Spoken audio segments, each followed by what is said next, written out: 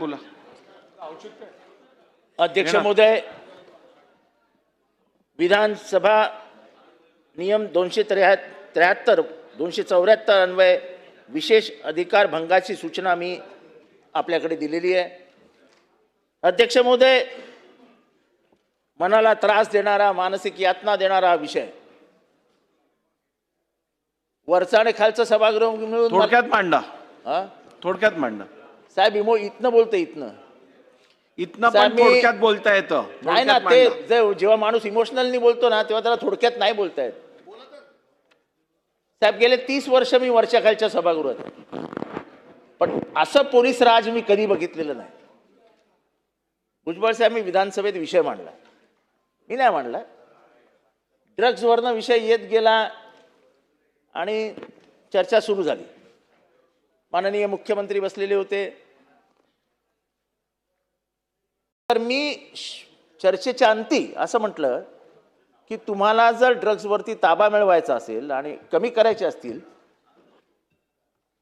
तर त्या संबंधित एरियामधल्या पोलीस स्टेशनच्या इन्चार्जला जबाबदार धरा.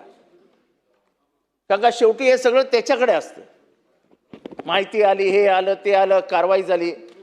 एखाद्या पोलीस स्टेशनवरती कारवाई झाली तर मग कोणतरी हवालदार, कोणतरी PSI बळी द्यायचा आणि सगळं रफादफा करून टाकायचं. आता त्यांना आमच्या इथे बसलेले जे शिंदे सरकार आहे, सरकार, त्या शिंदे सरकारला वाटलं की मी त्यांच्या विरुद्ध बोललो. तर मी बोललो होतो की महाराष्ट्रामध्ये असा कायदा करा, असा एक आदेश काढा की जो कोणी police inspector incharge of the police station असेल त्याच्यावरती कारवाई केली जाईल, त्याला या ड्रग्सच्या संदर्भात जबाबदार धरलं पाहिजे. It was a general statement.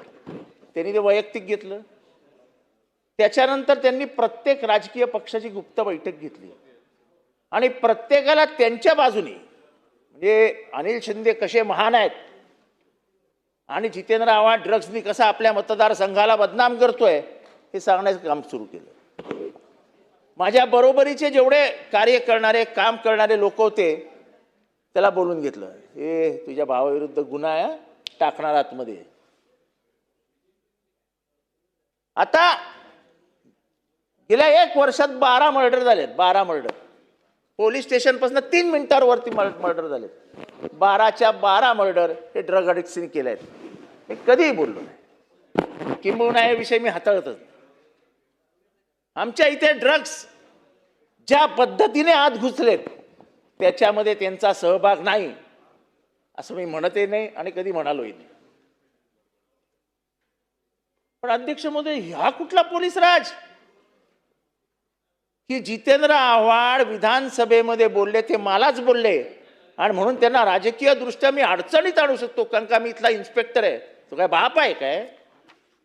तो काय आमदाराचा बाप आहे? 1 लाख मतांनी निवडून आलोय साहेब मी, 1 लाख मतांनी.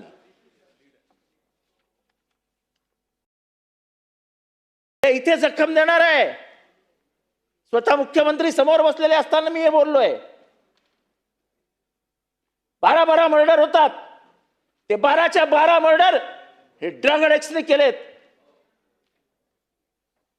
रमजानच्या महिन्यामध्ये एक फायरिंग होतं. दिल्लीमधनं 6 मर्डर केलेला आरोपी मुंबऱ्यामध्ये 6 महिने राहिलेला. तो एका पोराच्या घरी जातो, त्याला आवाज देतो आणि त्याच्यानंतर 60 गोळ्या फायर करत रस्त्यावरनं चालत निघून जातो. शांत बसतोय आम्ही. कारण आम्हाला माहिती आहे आम्ही जरी बदलीची मागणी केली तरी काय होणार नाही.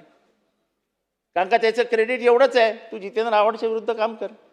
तिथे आमचा आमदार नाही आहे, तू आमदार आहेस. साहेब, डेमोक्रेसीला हे घातक आहे. ठीक आहे आव्हाड साहेब, मी तुमचा हक्कभंगाचा प्रस्ताव वाचलेला आहे. तुमचा हक्कभंग नेमकं कोणाविरुद्ध आहे हेच तुम्ही उल्लेख केला नाही. पोलीस इन्स्पेक्टर, मी माझ्या आता मुखाने सांगतोय. मुंब्रा पोलीस ठाण्याचे वरिष्ठ पोलीस निरीक्षक. ठीक आहे, दिलेल्या माहितीचा संपूर्णपणे मी मध्ये जाऊ नका. ठीक आहे, नाही तसं नाही, तुम्ही मांडलेला मुद्दा मला समजलाय. आपण या संदर्भात मी पूर्ण माहिती घेईन आणि योग्य कारवाई या संदर्भातली केली जाईल.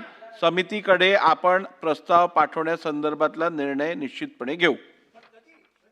नाही, हे अधिवेशन संपण्यापूर्वी